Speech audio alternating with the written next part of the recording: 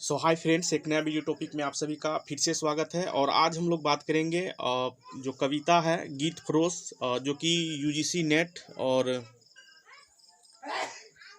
BPSC 2.0 जो exam होने वाली है उसी में शायद हो सकता है, क्योंकि सिलेबस इनका अभी जारी नहीं किया गया है। हो सकता है कि उसमें आप लोगों को देखने को मिल सकता है। तो फिलहाल हमने इस वीडियो को यूजीसी नेट स्टूडेंट के लिए जो कि काफ़ी हेल्पफुल होगा, इसके अर्थ को समझेंगे और जानेंगे। तो ये जो है आज का मुख्य कविता भवानी प्रसाद मिश्र, जो कि आप लोग यहाँ पर फोटो देख पा रहे होंगे। कविता का नाम है गीत फरोश। फरोश का मतलब होता है बेचने वाला। फरोश मतलब बेचने वाला। फरोश मतलब होता है बेचने वाला। तो यहाँ कवि का ये तात्पर्य है, गीत मतलब गीत जो लिखा गया है इनके द्वारा, उनका बिक्री करना। अर्थात इस कविता में लेखक जो कवि हैं वह अपने को गीत बेचने वाला के रूप में प्रस्तुत किया है। तो चलिए इसके संदर्भ में हम लोग कुछ बातें देखेंगे और समझेंगे। तो गीत फरोश जो है ये नई कविता के अंतर्गत हम लोग देख पाएंगे। साथ ही साथ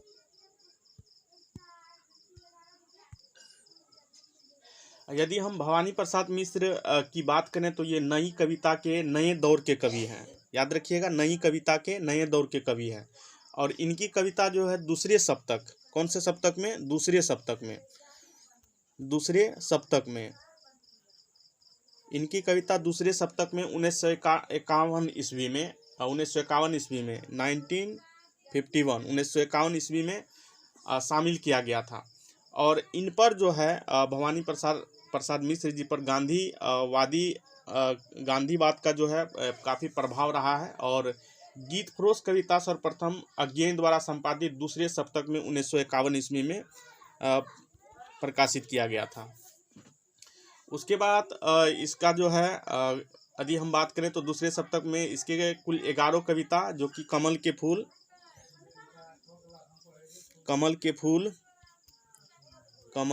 फूल और उसके बाद है सतपुड़ा के जंगल। और सतपुड़ा के जंगल जो है ये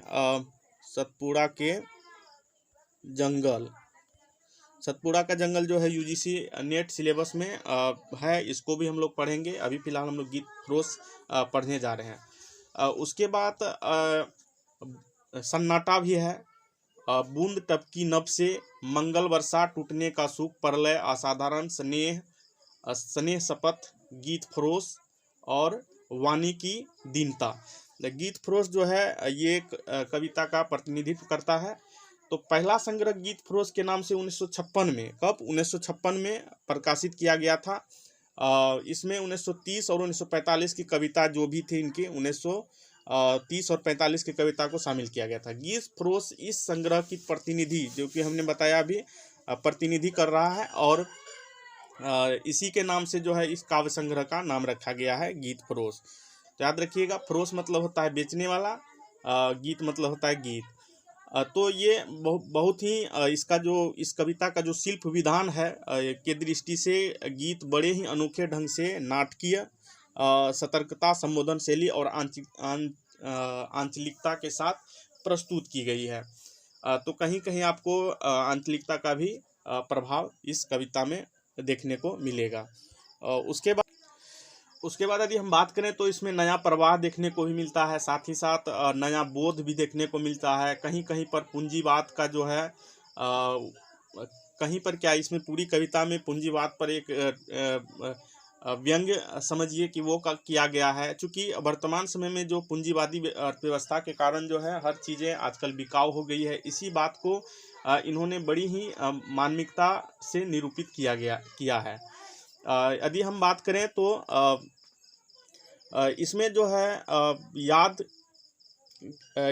है कवि स्वयं को गीत बेचने वाले के रूप में प्रस्तुत किया गया है। ये उन दिनों की यादें हैं जब कवि फिल्म इंडस्ट्री में, मतलब मुंबई में स्ट्रगल कर रहे थे उन गानों को लेकर के। उनके गाने लिखने का काम करते थे, उन समय का ये चित्रण है। इन्होंने अपने इस गीत फरोश में के लिखने के संबंध में बताया था कि उन्हें पृष्ठभूमि में बताया था, उन्होंने स्वयं कहा था कि गीत फरोश जो है एक हंसाने वाली कविता है जो कि मैंने काफ़ी तकलीफ में लिखा था। हंसाने वाली कविता है, मतलब व्यंग्य कविता है, लेकिन तकलीफ के दिनों में लिखा था, जिस समय कि इसको पैसे की काफ़ी तंगी थी, आर्थिक तंगी जिसको हम लोग कहेंगे कि आर्थिक तंगी थी। कवि के समय कवि जो है आर्थिक तंगी से जूझ रहे थे, उस समय ये कविता को लिखा गया था। और इन्होंने बताया है कि उसको पैसे की काफ़ी ज़रूरत थी क्योंकि उनकी बहन की शादी करनी थी और उनको जो है कि काफ़ी स्ट्रगल करना पड़ रहा था। तो इस कविता का यही जो गाने लिख करके फिल्म इंडस्ट्री में देते थे, तो उस समय में ये लिखा गया है।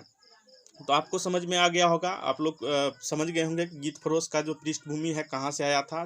चूँकि लेखक फिल्मी दुनिया में गए थे और वहाँ पर गाने लिखते थे, तो इन्हें गाने का जो ऑर्डर, जैसे जानते ही हैं कि गाने का जो है ऑर्डर, लिरिक्स जो दिया जाता है ऑर्डर, तो उस उनके अनुभव जो थे, जो उन्होंने अनुभव किया था, अपने अनुभव को इस कविता में समेटा है। तो राइटिंग को थोड़ा सा देख लीजिएगा, चूँकि अनुभव को इसमें समेटने का प्रयास किया है। तो इस कविता को हम लोग चलिए समझते हैं। इसकी कविता जो है सीधी सादी कविता है, इसको आप लोग आराम से समझ सकते हैं। ये कविता जो है दूसरे सप्तक में प्रकाशित किया गया था। और सप्तक की यदि हम बात करें तो सप्तक मतलब होता है 7, जो 7 कवियों का सप्तक मतलब होता है 7, जिसमें कि 7 कवि होते हैं, 7 कवि। तो ये जो है, ये कविता जो है गीत फरोश कविता दूसरा सप्तक में लिया गया था, जिसमें कि भवानी प्रसाद मिश्र थे, ये स्वयं थे। और साथ ही साथ इसके भवानी प्रसाद मिश्र और इनके साथ और इनके जो सप्तक में कवि थे शकुंतला माथुर, शकुंतला माथुर, उसके बाद थे हरिनारायण व्यास, उसके बाद शमशेर बहादुर सिंह, नरेश मेहता, रघुवीर सहाय और धर्मवीर भारती। तो ये सभी का कवियों का दूसरा सप्तक बनाया गया था। तो चलिए, ये तो हो गया कुछ मुख्य बातें जो कि इनके कविता शामिल किया गया था। तो चलिए हम लोग अब कविता की ओर चलते हैं, जो कि शीर्षक है गीत फरोश, और इनके कवि हैं भवानी प्रसाद मिश्र, और यहाँ पर आप लोग देख पा रहे हैं भवानी प्रसाद मिश्र जी को। तो कविता शुरू होता है यहाँ से। कवि अपने को स्वीकार करते हैं कि जी हाँ हुजूर, मैं गीत बेचता हूँ। करा कि मैं गीत बेचता हूँ, मैं तरह तरह के गीत बेचता हूँ, मैं किस्म किस्म के गीत बेचता हूँ। जी माल दीजिए दाम बताऊंगा, बेकाम नहीं है काम बताऊंगा। कुछ गीत लिखे हैं मस्ती में, कुछ गीत लिखे हैं पस्ती में मैंने। कुछ गीत लिखे हैं मस्ती में मैंने, कुछ गीत लिखे हैं पस्ती में मैंने। यह गीत सरदर्द भुलाएगा, यह गीत पिया को पास बुलाएगा। जी पहले कुछ दिन शर्म लगी मुझको, पर पीछे पीछे अक्ल जगी मुझको। जी लोगों ने तो बेच दिया ईमान, जी आप न हो सुनकर हैरान। मैं सोच समझकर आखिर अपने गीत बेचता हूँ। जी हाँ हुजूर, मैं गीत बेचता हूँ। तो एक जो है तुकबंदी के साथ, लय के साथ इसको लिखा गया है। और साथ ही साथ देखिए यहाँ पर कुछ शब्दों को जो कि आप लोग आसानी से समझ पाएंगे। तो यहाँ पर कवि अपने आप को स्वीकार कर रहा है कि हाँ मैं गीत बेचता हूँ, जी हुजूर मैं गीत बेचता हूँ। यह संबोधन ऐसा लग रहा है कि आपके मानस पटल पर एक चित्र बन रहा होगा कि जिस तरह से बाज़ारों में सामान बेचा जाता है, ग्राहक के आने पर जो सामान विक्रेता है वह किस तरह से ग्राहक को आकर्षित करने के लिए ताना बाना बनाता है, किस तरह से वह पुकार करके बताता है कि मेरे पास ये सब सामान उपलब्ध है, उस तरह से अपने आप को प्रस्तुत किया है। तो यहाँ पर कवि ने एक ताना बाना बनाने का प्रयास किया है, स्वीकार किया है कि हाँ मैं गीत बेचता हूँ। अब कह रहा है कि जी माल देखिए दाम बताऊंगा, मतलब सामान देखिए, अर्थात क्या, गीत को देखिए पसंद आएगा, काम का है और इसके अर्थ को भी आपको बताऊंगा कि इस गीत का क्या अर्थ है, इस गीत को आप कैसे फिल्मों में रिप्रेजेंट कर सकते हैं, किस तरह से आप इसको फिल्मों के गानों के रूप में शामिल कर सकते हैं। कुछ गीत लिखे हैं मस्ती में, जब मैं बहुत खुश था, जब मैं तनावग्रस्त नहीं था, जब मैं स्वतंत्र था, जब मैं मस्ती में घुमा करता था, उस समय में मैंने कुछ गीतों को लिखा है। गीतों के कुछ काम हैं जिसको कि मैं बताऊंगा, इसको किस तरह से आप शामिल कर सकते हैं फिल्मों में। कुछ गीत लिखे हैं पस्ती में। पस्ती मतलब उन दिनों की बात है जब मैं तनावग्रस्त था, जब मैं किसी अभाव में जी रहा था, उस समय में जब मेरी हालत पस्त थी, उस समय में मैंने कुछ गीत लिखे हैं। यह गीत सख्त सरदर्द भुलाएगा। जो अच्छे गीत हैं, जो मर्म स्पर्शी गीत हैं, जो हृदय के करीब गीत हैं, उनके बोलों को आप सुनेंगे तो आपके सरदर्द को भुलाएगा। यह विरह वियोग में जो है उनके जो प्रियतम है, प्रियवर है, उनको पास बुलाएगा। जी पहले कुछ दिन शर्म लगी। अब फिर कवि कह रहे हैं कि ये गीत जो है हमने जब लिखना प्रारंभ किया था, जब मैंने यूँ समझिए कि बेचना प्रारंभ किया था, तो उस समय में मुझे कुछ शर्म लगी थी। हम लोग देखते भी हैं कि कुछ जब कोई सामान को कोई बेचता है तो शुरू शुरू में उससे हिचकिचाहट होती है। तो पहली बार जो कवि है उन्हें भी अजीब लगा था कि किस तरह से गीत को बेचा जाए। उन्होंने अपनी लेखनी को जब स्टार्ट किया था, जब गीत लिखना प्रारंभ किया था, तो उन्हें लगा था कि ये शायद अच्छी बात नहीं है कि अपने कला को बेचना, अपने इल्म को बेचना। तो पहले पहले कवि को क्या हुआ था, थोड़ा सा हिचकिचाहट हो रही थी। बाद में जो है पीछे पीछे अक्ल जगी मुझको। अब कह रहा है कि बाद में जब मुझे ज़्यादा ज़रूरत पड़ने लगा, जब मैं अभावग्रस्त था, तो मुझे लगा कि नहीं, अब जो है कि मुझे ये करना ही पड़ेगा। जी आप न हो सुनकर ज़्यादा हैरान।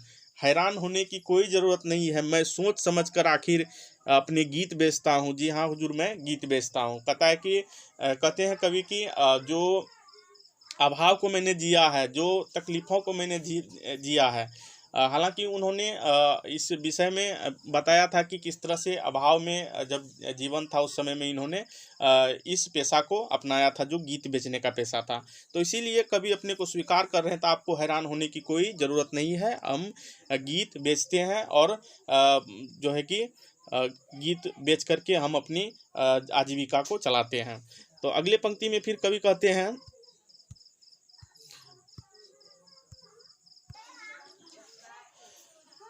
फिर अगले पदवन में कवि कहते हैं कि यह गीत सुबह का है, गाकर देखें। मतलब कवि का ऐसा पेशा है कि वह दिन सुबह शाम जो है गीत को लिख रहे हैं। यह गीत गजब का है, ढाकर देखें। यह गीत जरा सुने, मैं लिखा था। यह गीत वहाँ पुणे में लिखा था।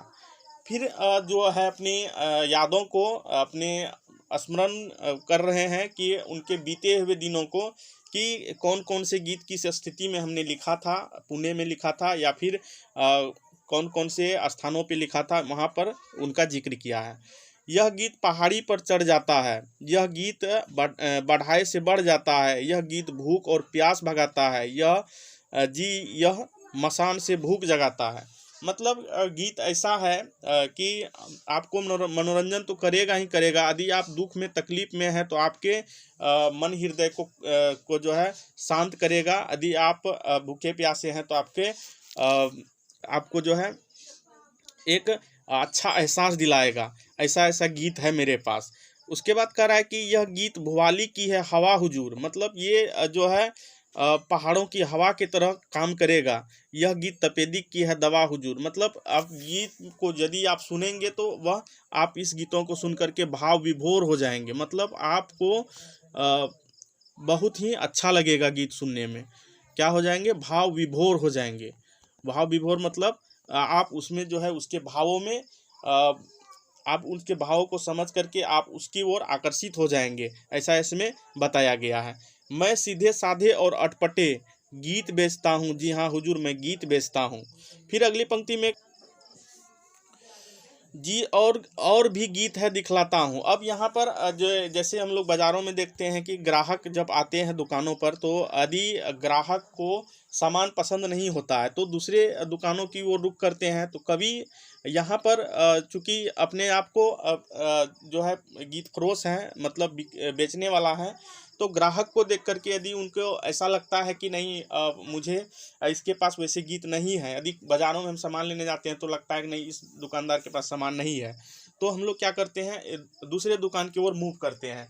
तो मूव करने की स्थिति को देखते हुए कवि कहते हैं कि जी और भी गीत है दिखलाता हूँ, करे कि जी और भी गीत है दिखलाता हूँ,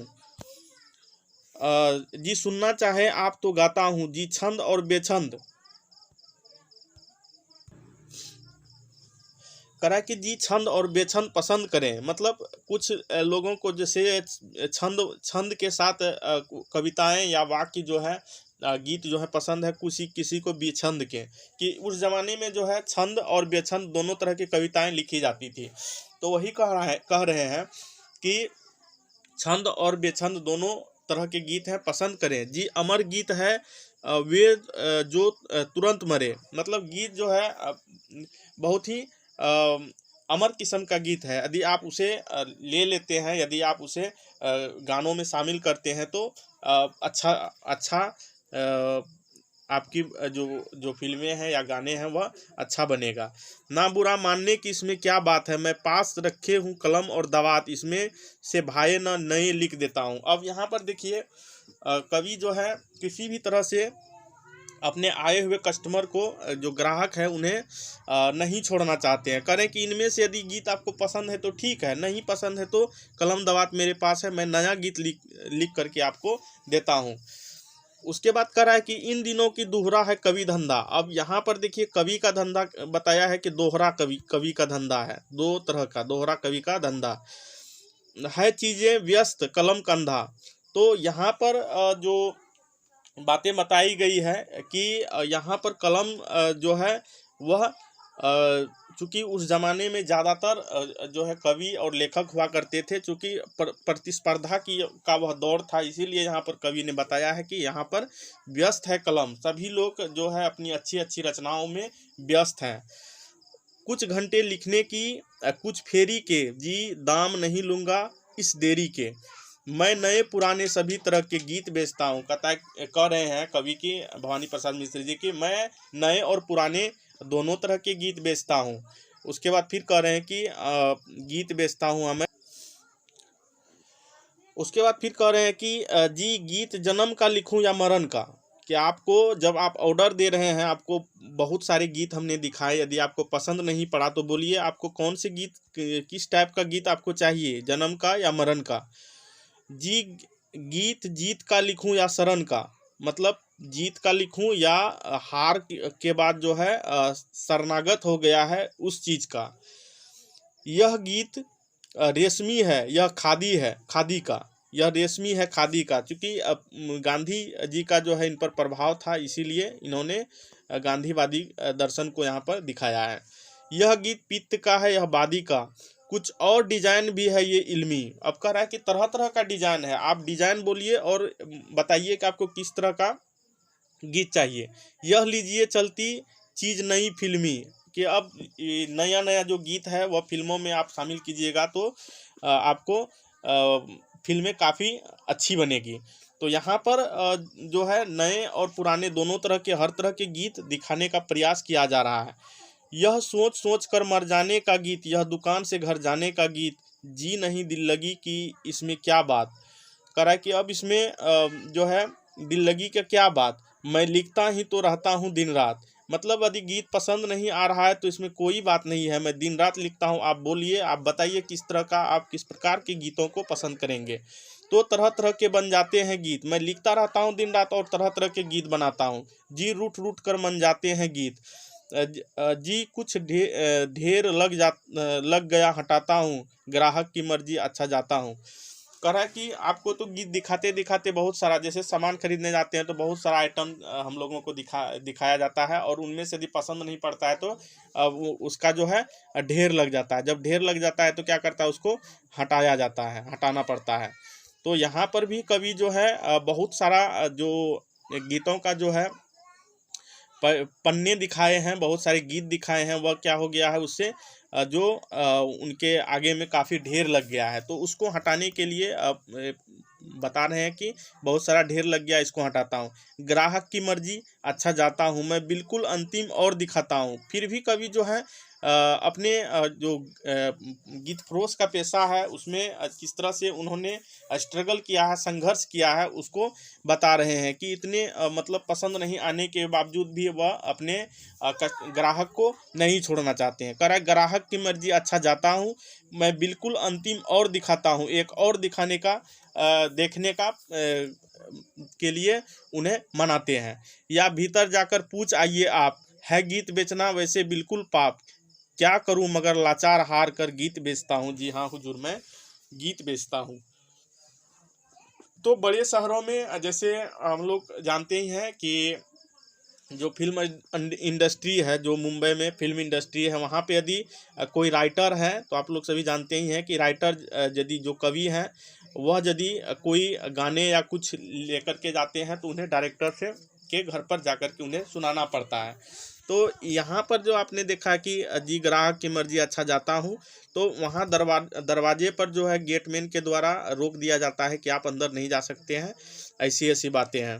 तो यहाँ पर ठीक उसी चीज़ों को मेंशन लिखा गया है। मैं बिल्कुल अंतिम और दिखाता हूँ, या भीतर जाकर पूछ आइए, कह रहा है ना, भीतर जाके पूछ आइए, तो अपने डायरेक्टर से पूछने की बात कर रहा है।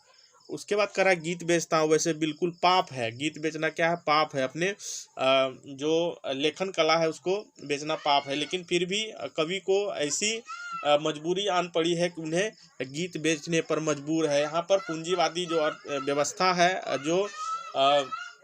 जो व्यवस्था चल रही है, उनसे कवि जो है क्षुब्ध है। एक इतने अच्छे कवि होकर के, इतने अच्छे राइटर होकर के उन्हें रोजगार के अवसर नहीं मिल रहे थे। अंत में उसे थक हार करके अपने कला को बेचने की नौबत आ पड़ी है। हालांकि वो जो है अपने भावों पर भाव विभोर होकर के गीत लिखते हैं, लेकिन यदि कोई उन्होंने अपने इस विषय में लिखने के जो यहाँ पर संदर्भ है उसमें ये बताए थे कि यदि कोई हमें कहता है कि आप कोई एक गीत लिखिए, इसके लिए इतने रुपये मिलेंगे, तो उन्हें काफ़ी दुख होता है। मतलब रुपये के लिए वह गीत नहीं लिखना चाहते हैं। तो अंततः जो है वो स्वीकार करते हैं कि काफ़ी लाचारी थी, समय का ऐसा पड़ाव था उस समय कि हमें गीत बेचने पर मजबूर कर दिया गया। तो ये फिल्म इंडस्ट्री का उनका कुछ अनुभव था। उम्मीद है कि आप लोगों को अच्छा लगा होगा ये वीडियो। हालांकि मैंने आप लोगों को इस कविता से संबंधित जो इम्पोर्टेंट बातें हैं बताने का प्रयास किया हूँ, और कितना सफल हुआ हूँ मुझे नहीं पता। और चूँकि धीरे धीरे और भी बेहतर करने का प्रयास करेंगे। बाकी आप लोग चैनल पर आइए और सपोर्ट कीजिए, और बहुत जल्द मैं आप लोगों के लिए और भी बेहतर वीडियो लाऊंगा, और यूजीसी नेट से संबंधित सारा वीडियो आपको अपलोड कर दूंगा, ताकि आप लोग भी इसको देख पाएँ और समझ पाएँ। तो आज की इस वीडियो टॉपिक में बस यही बताना था कि गीत फरोश जो कविता है उसको समझ लीजिए, पढ़ लीजिए, और हो सकता है कि बीपीएससी 2.0 में यहाँ से प्रश्न आपको देखने को मिल सकता है। और साथ ही साथ यूजीसी नेट का तो है ही दिसंबर में। और इससे इम्पोर्टेंट एक बात और बता दूं कि इसका फॉर्म भरने का डेट 28 तारीख है, जो यूजीसी नेट का है, 28 अक्टूबर 28/10/2023। तो आप यदि यूजीसी नेट का एग्ज़ाम देना चाहते हैं तो आप यहाँ पर फॉर्म भर लीजिएगा जाकर के यूजीसी नेट के वेबसाइट पर। तो आज की इस वीडियो टॉपिक में बस इतना है।